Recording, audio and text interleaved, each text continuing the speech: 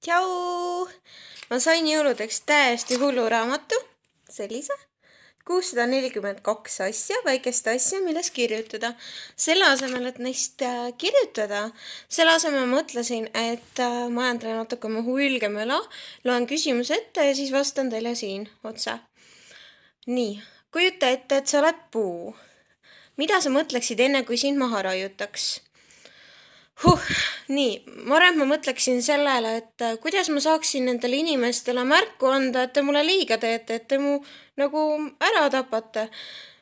Kindlasti ma mõtleksin sellest, et huvitav, kas need inimesed saavad aru ka, mida nad mulle just praegu teevad. Vot, võtame järgmise. Nii.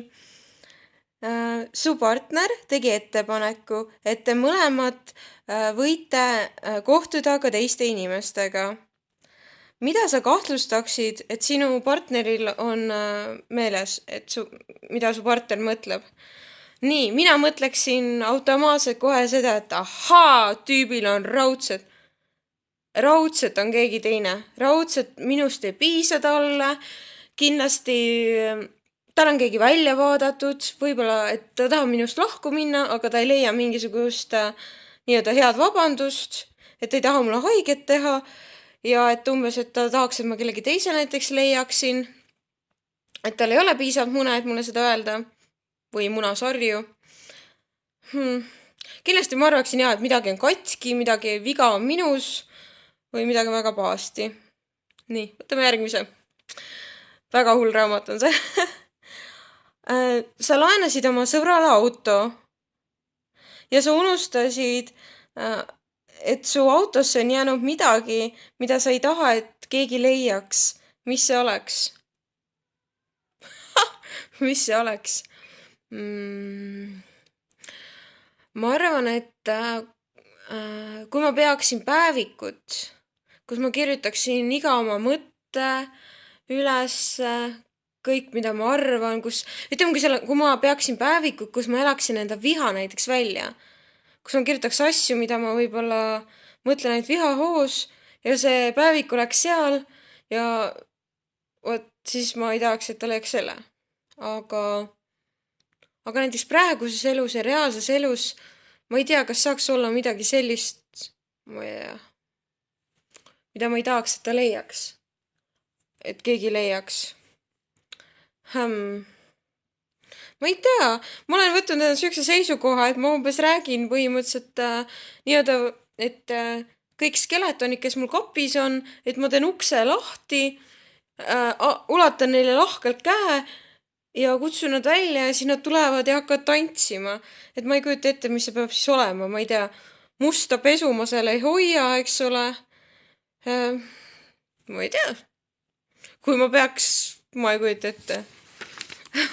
Ma ei tea, vabandust, ma ei kujuta ette. Igatahes, kui ma peaksin päevikut, kus ma elaksin ennast välja, kirjutaks ma ei tea negatiivseid mõtteid ja tundeid ülesse ja see oleks seal autos ja oleks oht, et ta seal leiaks, siis ma loomulikult oleksin hullult närvis selle pärast. Nii, kujuta ette, et sa elad pilve peal. Anna 3 näpunäidet, kuidas mitte pilve pealt alla kukkuda. 3 näpunäidet. Nii, kui ma elaksin pilve peal ja ma ei tahaks, ma peaks sama 3 näpunäidet, kuidas mitte pilve pealt alla kukkuda, siis ma arvan, et tuleks proovida mitte pilve ääre peale ronida.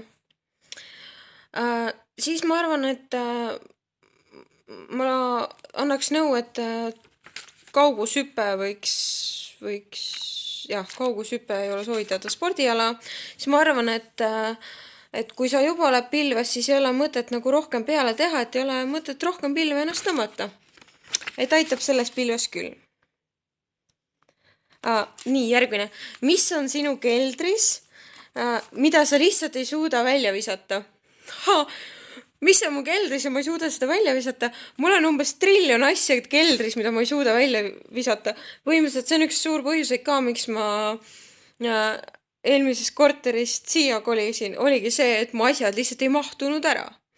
Et lisaks sellele, et see korter on suurem, on siin ka panipaik keldris, mis on sama suur umbes nagu magamistuba. Et mul on seal trenasööre, mul on seal veel üks voodi, mul on seal kõik asju. kõik asju mu seal. Ja ma ei taha mitte midagi ära visata. Ma päris kogumismaanet ei ole, aga see on mingid trenasöörid, mida ma ei, siia korterisse tulles nagu kui mu eelmises korteris oli niimoodi, et üks tuba oli täiesti kaetud, see oli nagu tõkkejooks, eks ole. Sain ju tõkkejooksu teha selleks, et jõuda nagu magamistuppa üle trenasööride ja tõstepinkide, siis siin korteris ma mõtlesin, et okei, et aitab ühest, kahest, kolmest trenasöörist, et ei pea tõkkejooksu tegema, et on nagu korter, kus nagu actually nagu normaalsed inimesed võiksid ka pealt näha elada, mitte et elaksid siin normaalsed inimesed, kaugeltki mitte. Aga jah, seal on mul näiteks praegu on keldris on selline trenasöör, mis on nagu trepiastmed, et saad siis nagu ilgelt hea su kannile, et sa saad nagu sealt astuda niimoodi. Aga see uriseb suht kõva häälega ja siis ta on ilgelt raske ja siis ta võtab palju ruumi ära ja sellepärast ta sai siin alla viidud ja tegelikult pole teda põhimõtteliselt väga vähe on teda kasutatud ja nüüd on ta seal keldris ja ootab, ma ei tea, pruuti või midagi. Ma ei tea, mida ta ootab, järgmise jõule ootab, võib-olla ootab. Siis seal on mingisuguseid jalanõusi ja riideid, mida mul on ilgelt palju, mida ma pole kandnud või olen kandnud või mis on suured ja mis iganes, ma olen hästi palju riideid ka sorteerinud, aga lihtsalt ma tean, et mul on veel kohutavalt palju asju ja siis ma ei taha nendega väga tegeleda praegu. Ma olen palju ära kandnud ja heategevuseks ja mis iganes, aga lihtsalt kogused on jubedad ja siis on seal mingid kingi, mis on põhimõtteliselt ainult seismiseks, mis on nii kõrged, et millega nagu ma ei tea, ei ole postitantsugi teha või? Või mis ei olegi päris postitantsukingad? Okei. Vähem möla. Ühesõnaga mul on, et selle asemel, et ühte asja nimetada, mida mu keldrist välja visata ei taha, siis mul on neid umbes triljon. Jep.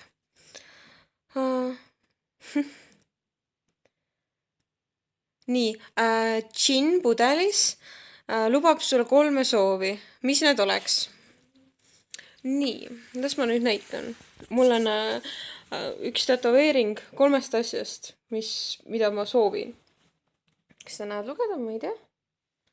Aga siin on kirjutatud strength ehk jõud, health ehk tervis ja wealth ehk jõukus.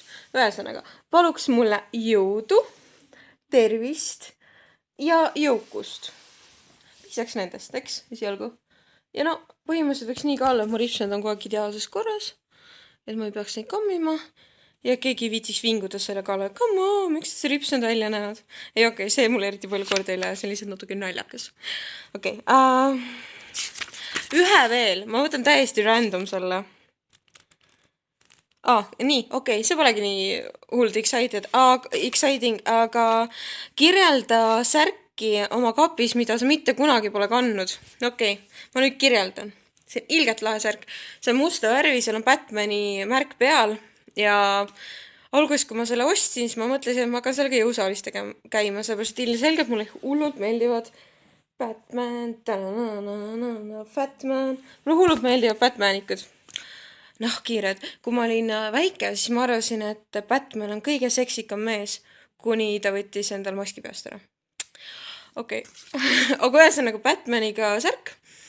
Ja siis ma millegast ei pannud, iga kord, kui ma seda selga panin, siis ma arvasin, et ma näen veel paksem välja, kui ma juba näen. Või poes ma arvasin, et ma olen kõige ilusam inimene üldse, kui inimesele panna Batmani särk selga. Ja siis, kui ma järgmisena seda proovisin, siis ma sain aru, et ma tahaks seda natuke ümber teha, eks selja peale mingisugust disainivärki, see mingi lõikamise värk, mida iganes ma selle õppisin ja tegin ja siis ma nagu tegin selle ka ära ja siis ma arvasin, et see särk on vist liiga hea minu jaoks, mida iganes. Igatahes jah, borderline disorder täiega.